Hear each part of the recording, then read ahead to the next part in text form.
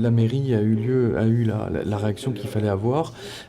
Cette réunion permet à la fois, je dirais, de recueillir les doléances de tout à chacun sur ce qui se passe sur certains secteurs de Saint-Claude, et il va nous permettre à l'issue de prendre les mesures qui sont les mesures les plus adaptées, les plus pertinentes et les plus adaptées à la situation.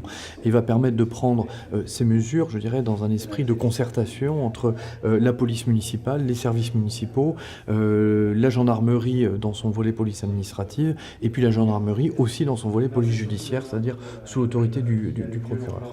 On peut comprendre ce qu'il dit, et je pense que le maire, c'est lui qui prend en charge, je dirais, ce volet vente d'alcool, répondra de manière, je dirais, plus précise et plus pertinente à cette question, à cette interrogation. Mais c'est un problème qui ont pris en compte à Saint-Claude, qui est le problème de la vente d'alcool par les commerçants, de manière générale. Les communes se mobilisent aux côtés des services de l'État, aux côtés de la justice, pour prévenir de la commission d'actes délinquants. Je dirais, sans ça, on n'arrivera pas à lutter efficacement contre la violence qui gangrène la Guadeloupe. La lutte contre la violence est une affaire collective. C'est ce que le préfet rappelait il y a quelques semaines. Il faut qu'il y ait une prise de conscience face à un niveau de violence élevé. Et les initiatives qu'a pris le maire de Saint-Claude sont tout à fait opportunes parce qu'elles permettent de réunir autour d'une même table tous les services qui sont concernés, à la fois la population, les services de la commune, la police municipale, mais également les services de l'État, ainsi que la justice.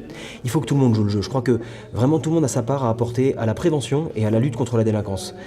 Si c'est pas une prise de conscience collective, si c'est pas un engagement de toute une société, cette lutte contre la délinquance sera partielle et donc partiellement inefficace également. Pour qu'une table tienne droit, il faut qu'elle ait 4 pieds. L'État en est un, la population en est un autre. Et donc il faut que chacun remplisse son rôle de soutien. Et dans le cadre de la lutte et de la prévention contre la délinquance, tout le monde a son rôle.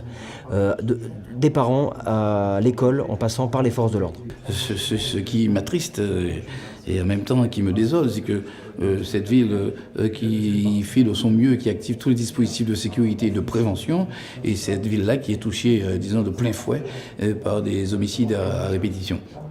Et quand on a fait le constat, notre obligation, notre devoir encore, c'est de pouvoir mettre en place, avec encore plus de rigueur, tous les dispositifs nécessaires afin d'indiquer, cette montée de violence qui affecte l'ensemble du pays et qu'on connaît aussi sur notre territoire, avec les forces de l'ordre, avec les forces de l'État. Cette réunion du conseil de la cellule de veille activée doit nous permettre de pouvoir mobiliser encore toutes nos personnes ressources, toutes les stratégies possibles pour pouvoir faire reculer la violence et gérer, cet attroupement qui se fait, il faut le dire, autour de la drogue et autour de l'alcool. Donc sur l'alcool, on a eu une bonne discussion cet après-midi, on a avancé comparativement aux réunions que nous avons eues, il y a quelques mois. On a avancé, on partage un peu, l'analyse avec les commerçants de la place.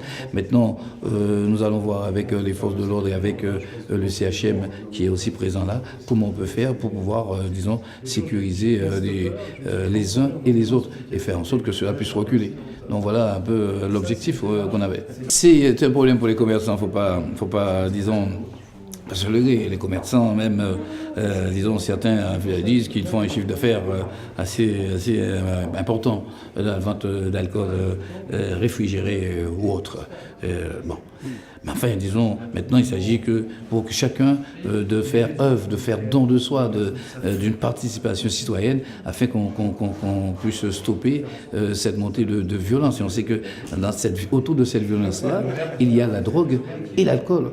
Et pour la drogue, il nous faudra manifestement des informations. Il nous faudra aussi qu'on puisse, tout nous participer aussi à faire reculer ces fléaux-là sur le territoire de la Guadeloupe et singulièrement celui de Saint-Claude. Et bien sûr, en protégeant la liberté des uns et des autres. Il ne s'agit pas d'empiéter sur la liberté des uns et des autres. Mais nous avons besoin de retrouver notre tranquillité et nous allons mettre tout en œuvre avec, nos partenaires républicains afin qu'on puisse, retrouver cet état de bien vivre à Saint-Claude.